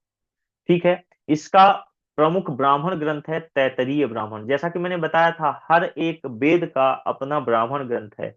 ब्राह्मण ग्रंथ क्या है, वेदों की जो कठिन भाषा है उसको आसान भाषा में समझाया गया है ब्राह्मण ग्रंथों में। ठीक है, तो जो कृष्ण यजुर्वेद है इसका जो ब्राह्मण वेद है इसका नाम है तैत्तरीय संहिता। तैत्तरीय संहिता याद रखिएगा। और शुक्ल का मतलब होता है सफेदा या उजाला या प्रकाश। ठीक है, तो इसका जो प्रमुख ब्राह्मण ग्रंथ है वो क्या है, शतपथ ब्राह्मण है। ठीक है, शतपथ ब्राह्मण है। ठीक है, यहां तक बात समझ आई। इसे दोस्तों वाजसनेयी संहिता भी कहा जाता है। शुक्ल यजुर्वेद को वाजसनेयी संहिता भी कहा जाता है, याद रखिएगा, वाजसनेयी, वाजसनेयी संहिता भी कहा जाता है। क्योंकि वाजसनेयी संहिता क्या कहा गया है, वाजसनेयी संहिता कहा गया है क्योंकि वाजसनेयी के पुत्र थे, उनका नाम था क्या, याज्ञवल्क। याज्ञवल्क, याज्ञवल्क। ठीक है, इसके दृष्टा कौन थे, याज्ञवल्क ही थे। तो शुक्ल यजुर्वेद के जो दृष्टा थे वो कौन थे, याज्ञवल्क। याज्ञवल्क कौन थे, वाजसनेयी के पुत्र थे, इसलिए इसे वाजसनेयी संहिता भी कहा जाता है। और शतपथ ब्राह्मण के रचयिता कौन है, याज्ञवल्क। यह भी कई बार पूछता है कि शतपथ, ये जो ब्राह्मण ग्रंथ है इनके रचयिता कौन है, आगे हम सबकी बात करेंगे। परंतु यहाँ जान लीजिए कि याज्ञवल्क किसके रचयिता हैं, शतपथ ब्राह्मण ग्रंथ के। ठीक है, ठीक है, यहाँ तक। अब बात करते हैं कि इसका जो विषय वस्तु है, यजुर्वेद में यज्ञों की विधि, नियम और आचार संहिताएं बताई गई हैं। इसमें प्रमुख यज्ञों का वर्णन है, कौन कौन से यज्ञ, जैसे अग्निहोत्र यज्ञ कैसे होगा इसका वर्णन है, इसका विधि विधान, क्या मंत्र होंगे, वो सारी चीज इसमें दी गई है। अश्वमेध यज्ञ कैसे किया जाएगा, जैसे याद करिए मैंने बताया था कि अश्वमेध यज्ञ का पहली बार वर्णन कहाँ मिलेगा, मंडल 7 ऋग्वेद में। ठीक है, लेकिन उसका विधि विधान क्या है, उसको कैसे किया जाए, उसका मंत्र क्या है, वो इसमें दिया गया है। राजसूय यज्ञ कैसे करना है इसके बारे में जानकारी दी गई है। वाजपेय यज्ञ कैसे करना है इसके बारे में जानकारी दी गई है। तो दोस्तों ये जो प्रमुख मंत्र होते यज्ञ होते थे आपके इतिहास में, प्राचीन में, उन यज्ञों का वर्णन कहाँ पर दिया गया है और उन यज्ञों को करने की विधि, मंत्र कहाँ दिए गए हैं, वो दिए गए हैं आपके यजुर्वेद में। ठीक है, इसमें यज्ञ के विभिन्न मंत्र या आहुतियों और पुरोहितों की भूमिकाओं का वर्णन दिया गया है। ठीक है, दोस्तों बात करते हैं सामवेद की। सामवेद जो है ये बहुत मधुर वेद कहा जाता है, इसको सामवेद को क्या कहा जाता है, मधुर वेद कहा जाता है। ये गान व संगीत का वेद है, गान व संगीत का वेद है। ठीक है, इसमें भारतीय संगीत और नाट्य शास्त्र का मूल स्रोत माना जाता है। इसका अगर रचना समय की बात करूं तो यह भी 1200 ईसा पूर्व से लेकर 1000 ईसा पूर्व के आसपास इसकी रचना हुई है। ठीक है, और इसमें जो ज्यादातर जो मंत्र हैं सामवेद में, वो ज्यादातर किसके हैं? ऋग्वेद के ही मंत्र इसमें दिए गए हैं, ऋग्वेद के ही मंत्र हैं, परंतु उसको संगीतमय रूप प्रदान किया गया है। सामवेद में ऋग्वेद के मंत्रों को संगीतमय रूप, आप ये भी कह सकते हैं कि ये ऋग्वेद का ही भाग है, परंतु ऋग्वेद का संगीतमय रूप किसे कहा गया है? सामवेद को कहा गया है। कुछ एक ही मंत्र हैं, तो हमारे ख्याल से 75 के आसपास कुछ ऐसे ऋचाएं हैं जो अलग से हैं सामवेद में। अदरवाइज जितनी भी ऋचाएं हैं, ठीक है, वो सभी ऋचाएं 1549 ऋचाएं हैं, और ये सभी किसकी हैं? ऋग्वेद की। ठीक है, इसमें से 1500 ऋचाएं किसकी हैं? ऋग्वेद की। ठीक है, तो ये चीज आपको ध्यान रखना है। ठीक है, महत्व क्या है? तो सामवेद से वैदिक कालीन संगीत यज्ञीय परंपरा की जानकारी मिलती है। इसमें संगीत भरत मुनि, नाट्य शास्त्र, आगे चलकर भक्ति आंदोलन तक सबका आधार ही सामवेद रहा है। पहली बार जो 7 सुर हैं, ठीक है, शास्त्रीय संगीत के जो 7 सुर हैं, 7 सुरों का वर्णन भी कहाँ मिला है? सामवेद में। और पहली बार भूकंप का और अकाल का वर्णन भी कहाँ मिला है? सामवेद में ही मिला है। तो ये ध्यान रखने वाली बात है। ठीक है, अगला वेद है दोस्तों हमारा अथर्ववेद। अथर्ववेद चारों वेदों में चतुर्थ वेद माना गया है। इसके रचयिता अथर्वांगा ऋषि हैं। अथर्वांगा कौन है? अथर्वांगा, या आप इसको ब्रह्म वेद भी कह सकते हैं, अथर्वांगा। ठीक है, अथर्वांगा ऋषि हैं। ठीक है, अथर्वांगा ऋषि, या इसे ब्रह्म ऋषि भी कह सकते हैं, ब्रह्मा कह सकते हैं, कहा जाता है ब्रह्मा ने इसकी रचना की है। ठीक है, तो अथर्वांगा ऋषि या इसे ब्रह्म वेद भी कहा जाता है। ठीक है, इसमें तंत्र मंत्र, टोना जादू, रोग निवारण, शांति, कृषि, परिवार और सामाजिक जीवन के बारे में वर्णन किया गया है। इसकी संरचना की बात करें तो अथर्व वेद में 20 कांड दिए गए हैं। ठीक है, और लगभग 730 सूक्त हैं, 6000 इसमें मंत्र दिए गए हैं। ठीक है, और इसकी रचना भी 1200 ईसा पूर्व से लेकर 1000 ईसा पूर्व तक के बीच की मानी जाती है। विशेषता क्या है? तो इसमें दोस्तों ऋग्वेद, यजुर्वेद, सामवेद मुख्यतः यज्ञ कर्म से जुड़े हैं, जबकि जो अथर्व वेद है, यह वेद लोक जीवन और व्यवहारिक जीवन से जुड़ा है। ठीक है, इसमें औषधि, चिकित्सा, उपचार मिलता है। इसे आयुर्वेद का मूल भी कहा गया है, इस वेद को आयुर्वेद का मूल भी कहा गया है। इसकी 2 शाखाएं हैं, एक है सौनक शाखा और एक है पैपलाद शाखा। सौनक और पैपलाद शाखा, इसकी 2 प्रमुख शाखाएं हैं। ठीक है, अथर्ववेद में विज्ञान, खगोल, औषधि और सामाजिक जीवन का प्रारंभिक ज्ञान भी मिलता है। यह बहुत व्यवहारिक ये जो वेद है, बहुत ही व्यवहारिक वेद है। और ये वेद की जो भाषा है, ये यूरोपीय वेदों से मिलती है, इसलिए इसे भारोपीय कहा गया है। ध्यान रखिएगा, भारोपीय कहा गया है। यूरोपीय जो साहित्य है उससे भी इसकी तुलना की जाती है, कह सकते हैं आप, भाषा मिलना मैं नहीं कहूंगा, तुलना की जाती है किससे? यूरोपीय साहित्यों से।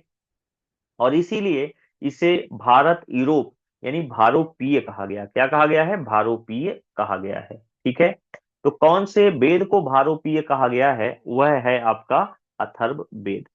आशा करते हैं चारों वेद के बारे में हमने अच्छे से जानकारी दी होगी, यहां तक का चीजें क्लियर होगी। अब हम आगे बात करेंगे ब्राह्मण ग्रंथ।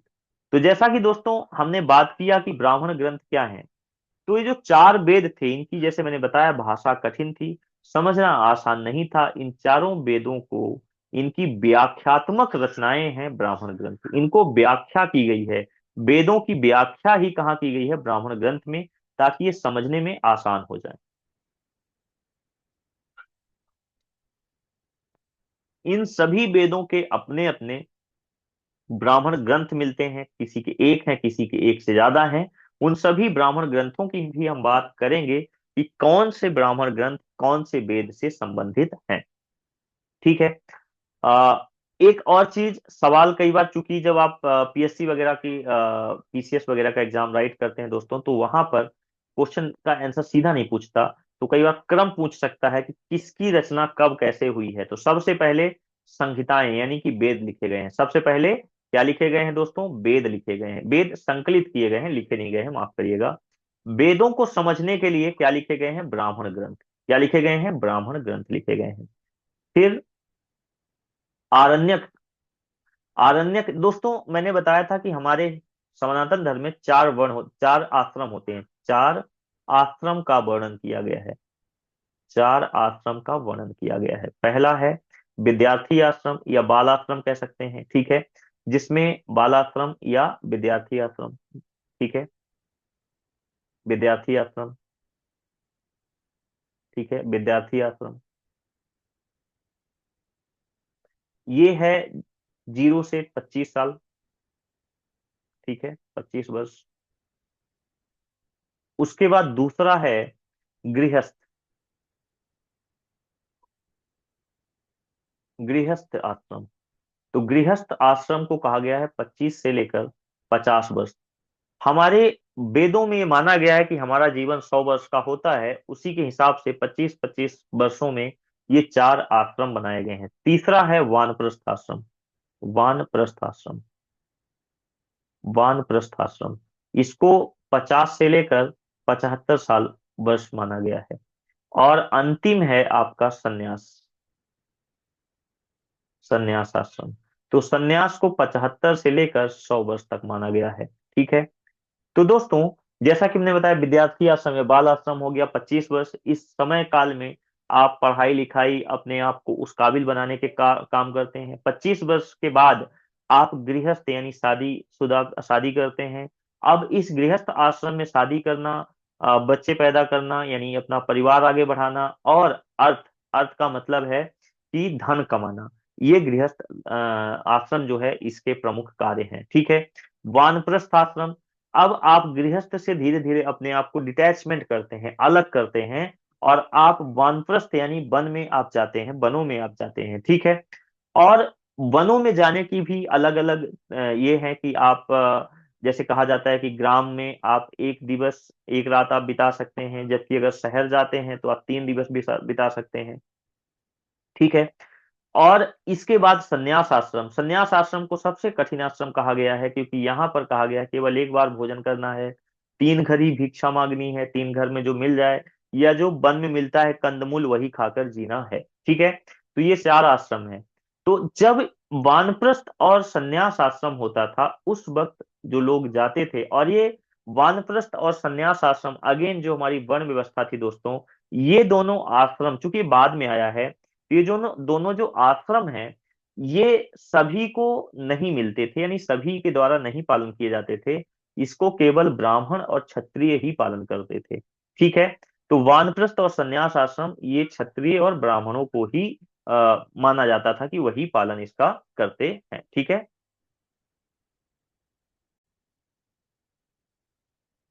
तो ये जो वानप्रस्थ और संन्यास आश्रम में लोग जाते थे, इन लोगों के द्वारा जिन वेदों का रचना की गई, कहाँ पर? जंगलों में, चूंकि ये अरण्य का मतलब ही होता है जंगल, तो जंगलों में जिन वेदों की रचना की गई, क्योंकि अब ये सभी मोह माया से दूर ये जंगल में जाकर अपने मोक्ष की प्राप्ति करने का अम, मोक्ष की प्राप्ति करना चाह रहे हैं, तो ये अब ज्यादातर कर्म कांड इन सब चीजों पे नहीं फोकस करेंगे। तो ये ज्यादातर ब्रह्म क्या है इन सब चीजों को जानने का प्रयास करेंगे, ठीक है। तो इसीलिए जो आरण्यक ग्रंथ है इसमें ज्यादातर आत्मज्ञान की बात कही गई है, ब्रह्म ज्ञान की बात की गई है। यहाँ पर किसी तरह के कर्म कांड या ऐसी चीजों का वर्णन नहीं है, ठीक है। तो वानप्रस्थ आश्रम हो गया, संन्यास आश्रम हो गया, तो 4 आश्रम हो गए। कौन से? विद्यार्थी, या इसे आप विद्यार्थी आश्रम कह सकते हैं, बाल आश्रम कह सकते हैं, ब्रह्मचर्य आश्रम कह सकते हैं। क्या कह सकते हैं? ब्रह्मचर्य आश्रम, ठीक है। गृहस्थ, वानप्रस्थ और संन्यास। संन्यास और वानप्रस्थ ये केवल दो को, द्विज को मिलता था। क्या? द्विज। द्विज का मतलब है ब्राह्मण और क्षत्रिय को, ठीक है। और इसके अंदर क्या था कि 1 रात आप गांव में बिता सकते हैं, गांव में अगर आप जाते हैं तो 1 रात, और 5 रात आप कहाँ बिता सकते हैं? शहर में, ठीक है।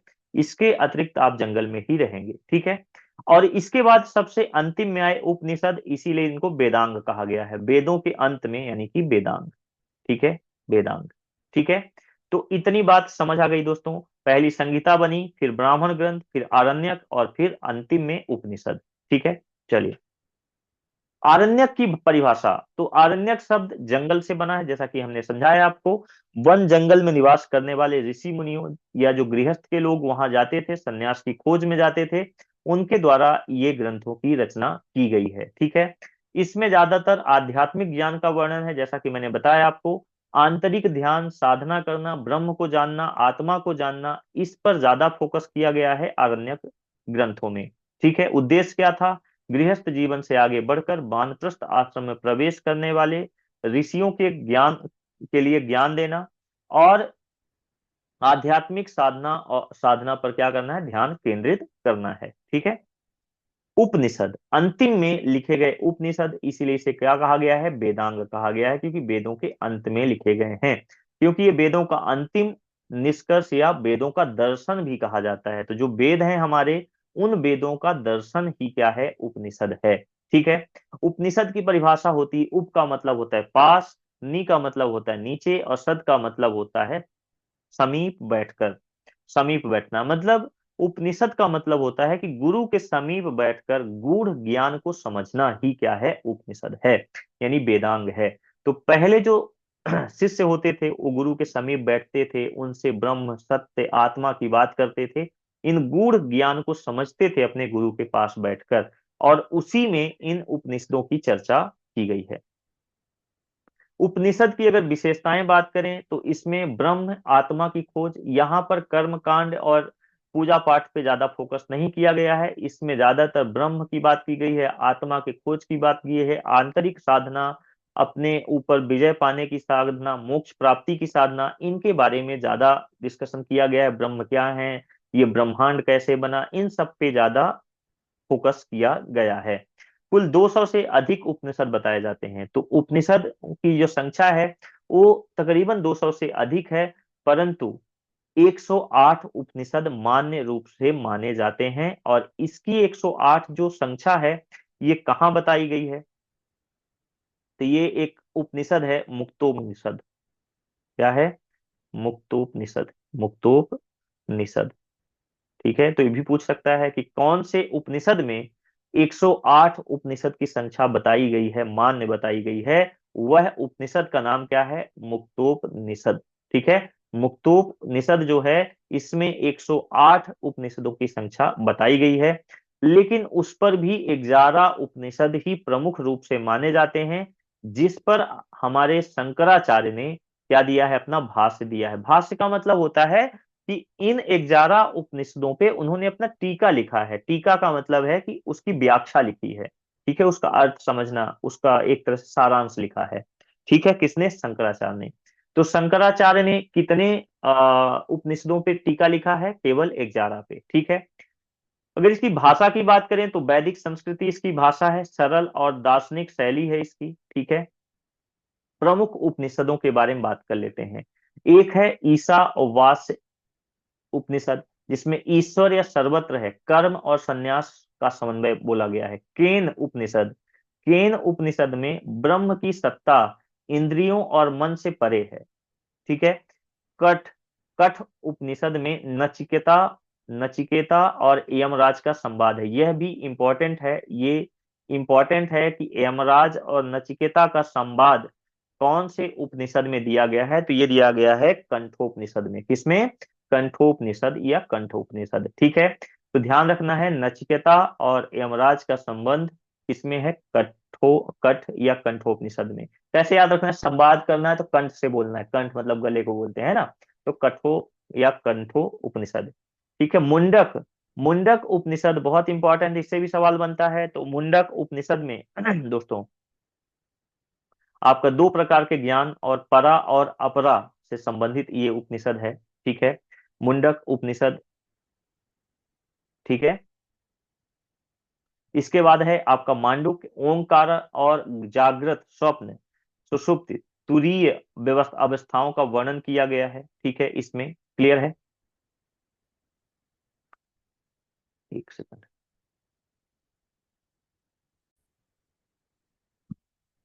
ठीक है। तो छंदोग्य उपनिषद है जिसमें तत्वमसि महावाक्य ब्रह्म विद्या के बारे में कहा गया है। बृहदारण्यक जो उपनिषद है सबसे बड़ा उपनिषद है। जितने भी उपनिषद हैं 108, उनमें सबसे बड़ा उपनिषद कौन है? बृहदारण्यक। और सबसे छोटा कौन है? मांडुक्य। सबसे बड़ा, ये सबसे बड़ा है, और मांडुक्य क्या है? सबसे छोटा। सबसे छोटा मांडुक्य सबसे छोटा है, बृहदारण्यक सबसे बड़ा है। मुंडक उपनिषद के बारे में एक चीज और ध्यान रखिएगा। मुंडक जो उपनिषद है सत्यमेव जयते, ये पूछता है, कई बार क्वेश्चन पूछ चुका है। सत्यमेव जयते, सत्यमेव जयते कौन से उपनिषद से लिया गया है? तो यह लिया गया है मुंडक उपनिषद से। ठीक है। ऐतरेय में कहा गया है आत्मा ही सबका कारण है। ठीक है। और बृहदारण्यक आपको समझा दिया। ठीक है। इसमें पहली बार पुनर्जन्म की बात की गई है। तो पुनर्जन्म की बात कहाँ गई है? कहाँ कही गई है? बृहदारण्यक में। ठीक है, तो याद रखिएगा। ठीक है, इसमें पुनर्जन्म की बात की गई है। पुनर्जन्म की बात बृहदारण्यक में। ठीक है। चार आश्रमों का वर्णन है। एक और उपनिषद है, मैं लिख देता हूं यहाँ, जवालोपनिषद। जवालोपनिषद चारों आश्रम का वर्णन है। चार आश्रम का वर्णन है। चार आश्रम का वर्णन। अभी जो हम कह रहे थे आपसे, ब्रह्मा ब्रह्मचर्य, गृहस्थ, गृहस्थ हो गया, फिर वानप्रस्थ हो गया, और फिर संन्यास आश्रम हो गया। उन चारों आश्रम का वर्णन कौन से उपनिषद में दिया गया है? तो दिया गया है जवालोपनिषद में। ध्यान रखिए, जवालोपनिषद में। ठीक है। तो ये कुछ प्रमुख उपनिषद थे जिनसे संबंधित कुछ चीजें, तथ्य थे, उनको मैंने बता दिया। कुछ कुछ इंपॉर्टेंट है, याद रखना है, जैसे कि कंठोपनिषद है, इसमें नचिकेता अमराज का संवाद है। मुंडक में सत्यमेव जयते दिया गया है। सबसे छोटा मांडुक है, सबसे बड़ा बृहदारण्यक है। ठीक है। ऐतरेय में आत्मा की बात की गई है। आपका बृहदारण्यक में पुनर्जन्म की बात की गई है। और जवालोपनिषद में चारों आश्रम का वर्णन किया गया है। ठीक है। चलिए आगे बढ़ते हैं। उपनिषद जो है वेदों का दार्शनिक हृदय है। ये उपनिषद जो है, ये वेदों को एक तरह से दार्शनिक रूप में व्याख्या की गई है वेदों की। ठीक है, जिसमें ज्ञान और ध्यान से संभव है। जैसे कि हमें पता है कि हमारे सनातन धर्म में मोक्ष प्राप्त करने के दो मार्ग हैं। एक मार्ग है ज्ञान मार्ग, और एक होता है भक्ति मार्ग। तो जो वेद उपनिषद हैं, ये किस पर आधारित है? ज्ञान और ध्यान से संभव है। ठीक है। ये सबसे महत्वपूर्ण टेबल है दोस्तों। ये जो टेबल है ये सबसे महत्वपूर्ण है, इसको अच्छे से देख लीजिए। इस टेबल में ऋग्वेद सबसे ज्यादा सवाल इसी से बनेंगे। ऋग्वेद है, वेद यहाँ दिए हैं, यहाँ उपवेद दिए हैं, उनके ब्राह्मण ग्रंथ दिए हैं, आरण्यक दिए हैं। ठीक है। आरण्यक के बाद आपके क्या दिए हुए हैं? यहाँ पर आरण्यक हैं, उपनिषद हैं, और प्रमुख पाठकर्ता यहाँ पर दिए गए हैं। ठीक है। तो फटाफट इनको एक बार आप देख लीजिए। तो जैसे कि ऋग्वेद है, ऋग्वेद का उपवेद कहा जाता है आयुर्वेद को। यजुर्वेद का उपवेद है धनुर्वेद। सामवेद का गंधर्व वेद है। उपवेद क्या है? सामवेद का गंधर्व वेद। और अथर्ववेद का शिल्प वेद। तो ध्यान रखिए, ऋग्वेद का आयुर्वेद, यजुर्वेद का धनुर्वेद। धनुर्वेद का मतलब होता है युद्ध कला। आयुर्वेद का मतलब होता है चिकित्सा विज्ञान। सामवेद का मतलब है गंधर्व वेद यानी संगीत और कला। और शिल्प वेद का मतलब है स्थापत्य और शिल्प कला। अगर मैं इनके ब्राह्मण ग्रंथ की बात करें तो ऋग्वेद का जो ब्राह्मण ग्रंथ है वो है ऐतरेय ब्राह्मण और कौशितकीय ब्राह्मण, या सांख्यायन भी कहा जाता है। तो ऐतरेय और कौशितकी ये किसके ब्राह्मण ग्रंथ हैं? ऋग्वेद के। जबकि यजुर्वेद के जो ब्राह्मण ग्रंथ हैं, यजुर्वेद के जो ब्राह्मण ग्रंथ हैं वो क्या है? शतपथ ब्राह्मण जो शुक्ल यजुर्वेद है, और तैतरीय ब्राह्मण जो कृष्ण यजुर्वेद है। ठीक है। इसके अलावा सामवेद के जो ब्राह्मण ग्रंथ हैं वो तांडव, पंचविश, जैमिनीय ब्राह्मण और छंदोग्य ब्राह्मण। सबसे इंपॉर्टेंट है जैमिनीय ब्राह्मण। अथर्ववेद का है गोपथ ब्राह्मण। ठीक है। तो ये इनके हो गए कौन? ब्राह्मण ग्रंथ। इनके आरण्यक की बात करें तो ऋग्वेद का जो आरण्यक है वह है ऐतरेय आरण्यक और कौशितकी आरण्यक। जबकि यजुर्वेद का तैतरीय आरण्यक और बृहदारण्यक या शतपथ ब्राह्मण का हिस्सा है। बृहदारण्यक किसका है? शतपथ ब्राह्मण का हिस्सा है। इसे शतपथ आरण्यक भी कहते हैं और बृहदारण्यक आरण्यक भी कहा जा सकता है इसको, ठीक है। इसके बाद बात करते हैं सामवेद। तो सामवेद का जो आरण्यक है वह जैमिनीय है और छंदोग्य आरण्यक है, ठीक है। और जो अथर्ववेद का है वो क्या है? उसका आपका गोपथ आरण्यक है, ठीक है। अब बात करते हैं इनके उपनिषद की। तो ऋग्वेद का जो उपनिषद है ऐतरेव उपनिषद और कौशितकी उपनिषद, इसका तो बहुत आसान होता है ऋग्वेद को याद करना। ऋग्वेद का अगर देखा जाए तो इसका उपवेद है आयुर्वेद, ब्राह्मण ग्रंथ है ऐतरेव ब्राह्मण ग्रंथ और कौशितकी, आरण्यक है ऐतरेव कौशितकी सांख्यायन, उपनिषद है ऐतरेव उपनिषद कौशितकी, ठीक है। ये कुछ नहीं, इसको एक बार आप पढ़ लीजिएगा। यहाँ पर इनके क्या दिए हुए हैं दोस्तों? यहाँ पर दिए हुए हैं इनके क्या आपके आ, यहाँ पर अगर आप देखें तो यहाँ दिए इनके जो ऋषि संबंधित हैं, जैसे वशिष्ठ, विश्वामित्र, गृत्समद, भृगु, भांगिरस, ये सब ऋषि हैं। इसके पाठकर्ता, पाठकर्ता कौन थे? इनको बताया था, पाठकर्ता थे होत्री। क्या थे? होत्री। इसके पाठकर्ता कौन थे? यजुर्वेद के अधर्वयु। क्या बोला जाता है पाठकर्ता? अधर्वयु। अधर्वयु, ठीक है। अधर्वयु, ठीक है। सामवेद के जो पाठकर्ता हैं इनको बोला गया है उदगाता या उदगाती, उदगाता, ठीक है, उदगाता। और अथर्ववेद के जो पाठकर्ता हैं इसे अथर्वांगा, अथर्वांगा जो लिखा है, या ब्रह्म भी बोला गया है, ठीक है। तो ये इसके पाठकर्ता हो गए, ठीक है। तो ये टेबल बहुत इंपॉर्टेंट है, इसको जरूर एक बार देख लीजिएगा, ठीक है। चलिए आगे बढ़ते हैं।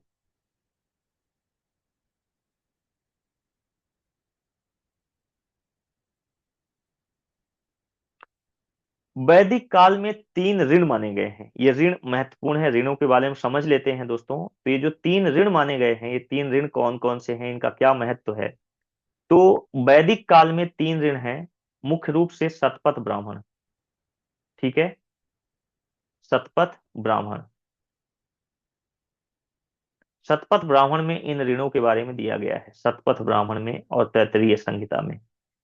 तीन ऋण कौन कौन से हैं? एक है ऋषि ऋण, एक है पितृ ऋण और एक है देव ऋण।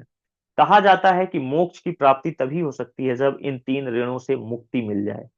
तो दोस्तों ऋषि ऋण में क्या कहा गया है कि ऋषि ऋण का मतलब है यह ऋण ऋषियों, गुरुओं और ज्ञानदाताओं के प्रति होता है, यानी जिनसे आपने सीखा है उनके प्रति ये ऋण है आपका, ऋषि से संबंधित यानी गुरु से संबंधित ये ऋण है। अर्थात आपको भी वेद, उपनिषद और अन्य शास्त्रों के माध्यम से ज्ञान प्रदान करना चाहिए, और जो ज्ञान आपको है वो अध्ययन करके दूसरों तक ज्ञान को फैलाना ही ऋषि ऋण से मुक्ति का मार्ग बताया गया है। यानी ज्ञान का प्रसार, क्या कहा गया है? ज्ञान का प्रसार करना और दूसरों को शिक्षित करना ही क्या है? ये ऋषि ऋण से उद्धार होता है। गुरु दक्षिणा देना, गुरुओं का सम्मान करना, ब्रह्मचर्य आश्रम में रहकर ज्ञानार्जन पर ध्यान देना।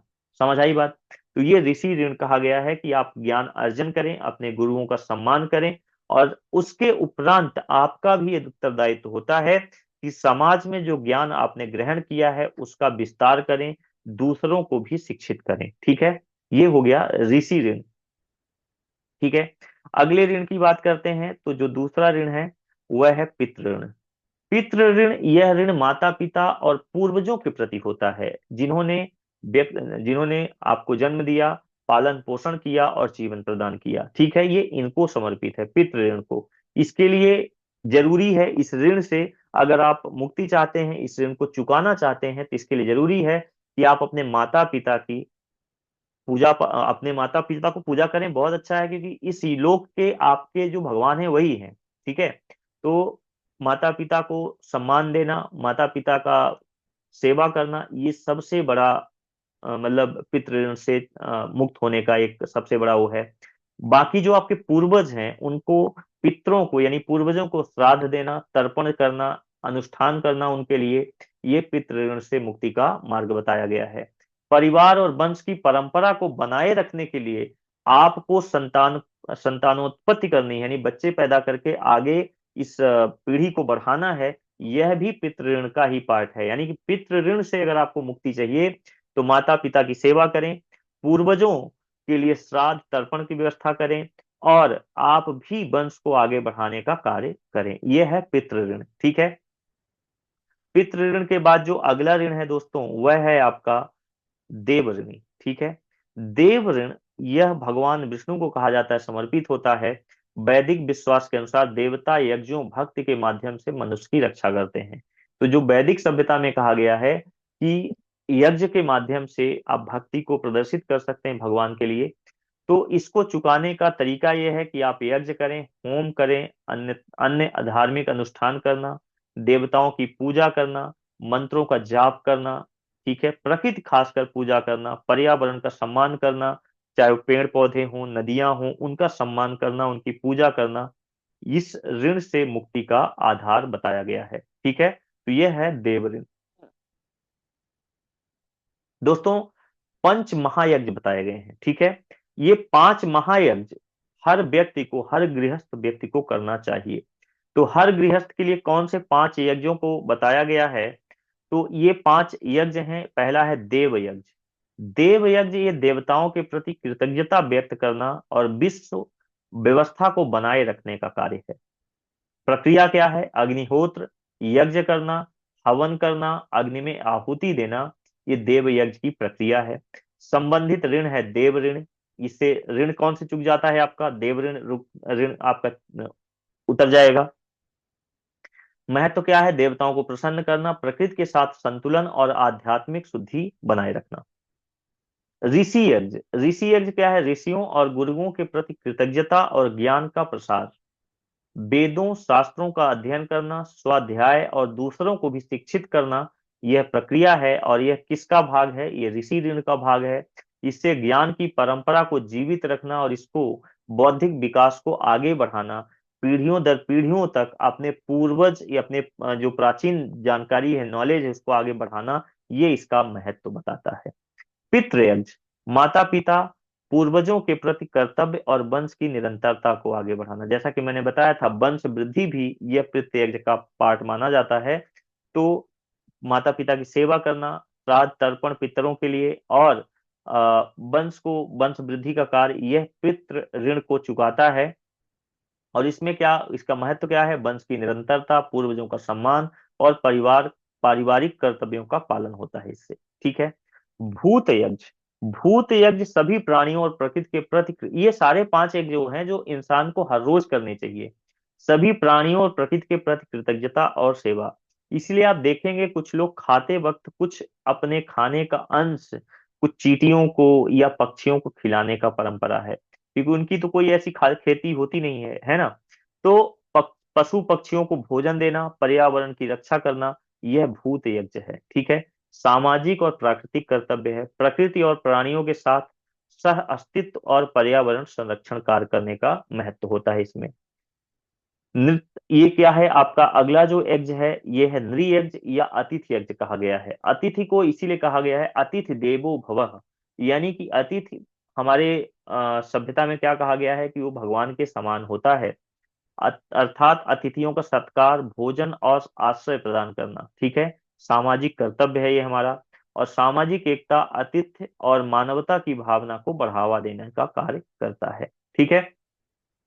तो ये पंच यज्ञ हैं, पंच महायज्ञ हैं, 3 ऋण हैं जो इंसान को करना चाहिए, जैसा कि हमने आपको समझाया, जो हमारे वैदिक सभ्यताओं में दिया गया है। ठीक है दोस्तों, ये महत्वपूर्ण टेबल है। एक बार आप रीड आउट कर लीजिए और इसको याद कर लीजिएगा, क्योंकि इसमें एक साइड तो यहाँ दिया गया है प्राचीन नदियों का नाम, और दूसरे साइड दिया गया है यहाँ पर क्या, उनका आज का आधुनिक नाम। जैसे कुर्रम, आज जो कुर्रम नदी है, उसका पहले का नाम क्या था? कुंभू। कुभा, कुंभा जो है काबुल को बोला जाता है, कुंभा काबुल है। बितस्ता झेलम, अस्किनी चिनाब, परुष्णी, इसका पहले भी जिक्र कर चुका हूं, दशराजन युद्ध इसी नदी के किनारे हुआ है। परुष्णी, परुष्णी, राबी, शतद्र, सतलुज, बिपाशा, ब्यास, सदानीरा, गंडक, दृशद्वती, घग्घर, गोमती, गोमल, सुबास्तु, स्वात, सिंधु का नाम सिंध है, सरस्वती, जो घग्घर या रक्षी या चित्तक के नाम पे, ज्यादातर सृष्टि को अब घग्घर बोला जाता है। सुषोमा, सोहन, मरु, दुर्वृद्धा, मरुवर्मन। ठीक है, ये कुछ प्रमुख ऋग्वैदिक नदियां हैं जिनका आज का आधुनिक नाम यहाँ दिया गया है। ठीक है दोस्तों, ये तो हो गए हमारे साहित्य। अब हम बात थोड़ा सा कर लेते हैं कि जो हमारी सभ्यताएं थी, यानी जो हमारी सभ्यता थी, कौन सी सभ्यता, वैदिक सभ्यता, वो कैसी थी उसके बारे में बात करते हैं। तो प्रारंभ में आर्य जो आए वो पशुपालक और कृषक के रूप में थे। तो इनका जो मुख्य कार्य था वो क्या था, पशुपालन करना और कृषक करना। इनके जीवन में जो सबसे महत्वपूर्ण पशु थे वह था गाय और घोड़े। ठीक है, गाय और घोड़े। समाज कैसा था, पितृ सत्तात्मक था। पूजा, ये प्रकृति की पूजा करते थे। शुरुआत में इंद्र, अग्नि, वरुण, सोम आदि की पूजा करते थे। विस्तार था, प्रारंभिक जब वैदिक काल था, ऋग वैदिक काल के टाइम पे ये सप्त सिंधु यानी पंजाब के क्षेत्र में बसे थे। लेकिन उत्तर वैदिक काल आते आते ये लोग गंगा यमुना का जो दोआब का क्षेत्र है वहां तक ये बढ़ाए थे। ठीक है, वैदिक सभ्यता की बात करें तो इसमें जैसे मैंने बताया, ऋग्वैदिक काल 1500 ईसा पूर्व से 1000 ईसा पूर्व, और उत्तर वैदिक काल को 1000 ईसा पूर्व से 600 ईसा पूर्व माना गया है। ठीक है, इसमें अगर आप देखें तो ऋग्वैदिक की हमारी कैसी सभ्यताएं थी, इस पर हम थोड़ा सा प्रकाश डालेंगे। तो जो ऋग्वैदिक हमारी सभ्यता थी दोस्तों, ऋग्वेद की जो हमारी सभ्यता थी वो कैसी थी, ये ग्राम आधारित सभ्यता थी। ठीक है, ये सभ्यता कैसी थी, ग्राम आधारित। ठीक है, ठीक है। तो ये हमारी कैसी थी, ग्राम आधारित सभ्यता थी, समाज था। पितृ सत्तात्मक समाज था, यानी पिता ही प्रधान होता था, पिता का मुखिया होता था घर का। राजा को जनों का संरक्षक माना जाता था। धर्म में यज्ञ, प्रकृति पूजा, अग्नि, इंद्र, वरुण, मित्र आदि की देवताओं की पूजा होती थी। अर्थव्यवस्था मुख्य रूप से कृषि और पशुपालन पर आधारित थी। धातुओं का जो ज्ञान था ऋग्वैदिक काल में वो केवल ताम्र और स्वर्ण का प्रयोग होता था। ठीक है, यहाँ पर अगर हम बात करें, ये हमारी महिलाओं की स्थिति ऋग्वैदिक काल में बहुत अच्छी थी। सती प्रथा नहीं थी, बाल विवाह नहीं होता था, विधवा पुनर्विवाह हो जाता था। ठीक है, एक नियोग प्रथा चलती थी। नियोग प्रथा का मतलब होता है कि अगर पति की डेथ हो गई है और पत्नी को बच्चा नहीं हुआ है, तो संतान के लिए पत्नी जो है वो अपने देवर या ज्येष्ठ या किसी ऋषि से संबंध बना सकती है। इसे नियोग प्रथा कहा गया है। ठीक है, तो महिलाओं को शिक्षा में भी अधिकार था।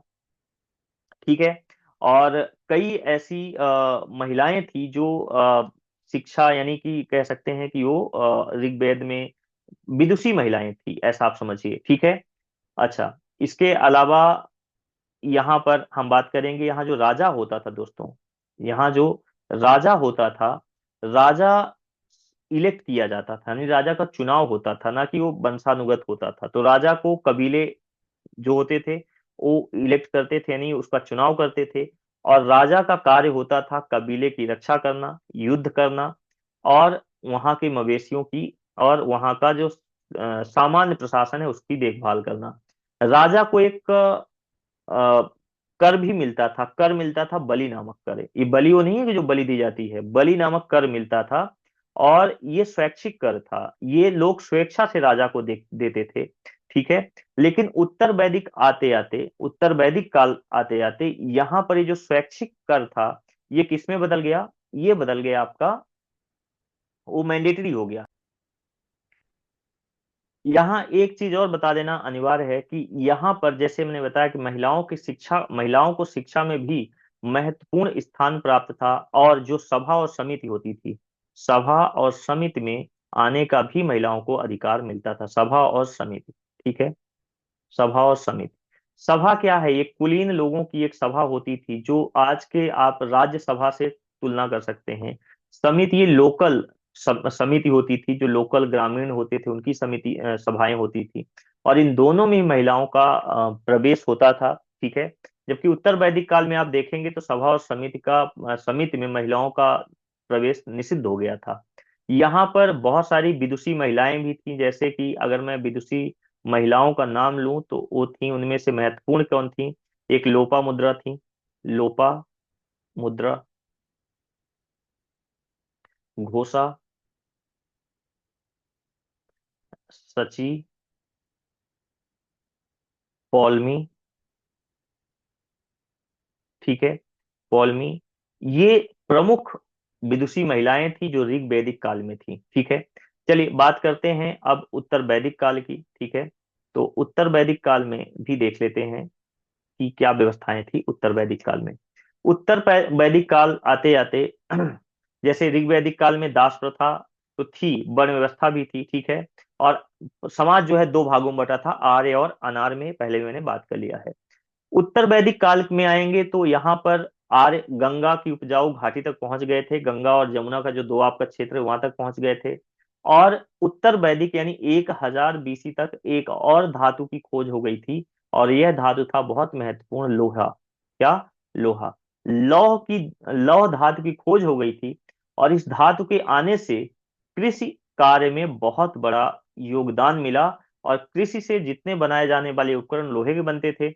और इसीलिए 1000 BC के बाद जो है कृषि में एक आधुनिक रूप से एक बड़ा परिवर्तन आया, बड़ा चेंज आया, एक तरह से रेवोल्यूशन आ गया कृषि में। ठीक है, तो समाज अधिक जटिल और वर्गीकृत हो गया। यहाँ पर वर्ण व्यवस्था, ब्राह्मण, क्षत्रिय, वैश्य, शूद्र, ये जो वर्ण व्यवस्था थी जो वहां पर कर्म आधारित थी, ये उत्तर वैदिक में आते आते ये कैसे हो गई, आपकी जाति आधारित हो गई। ये पैदाइश मतलब ये आप पैदा होते ही अगर ब्राह्मण घर में पैदा हुए तो ब्राह्मण हो गए, क्षत्रिय घर में पैदा हुए तो क्षत्रिय। तो ये कर्म के आधार पर ना होके जन्म के आधार पर हो गई।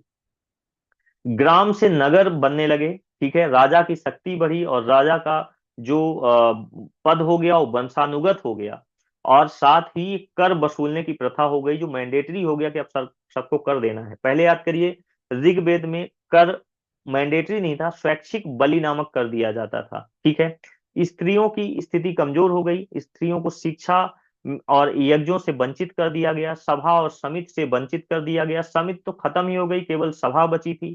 ठीक है, और यहाँ पर यज्ञ प्रधानता बढ़ी, और ब्रह्मा विष्णु शिव की पूजा होने लगी। जो पहले प्रकृति की पूजा होती थी, अब इन देवताओं की पूजा होने लगी उत्तर वैदिक काल आते आते। ठीक है, लौह धातु का प्रयोग हुआ, जैसा कि मैंने पहले ही बताया है। ठीक है, तो ये तो कुछ उत्तर वैदिक काल में ये कुछ चीजें चालू हो गई यहाँ पर। फिर आगे बात करते हैं। तो दोस्तों आज की क्लास में यहीं तक, बाकी मिलते हैं अगली क्लास में।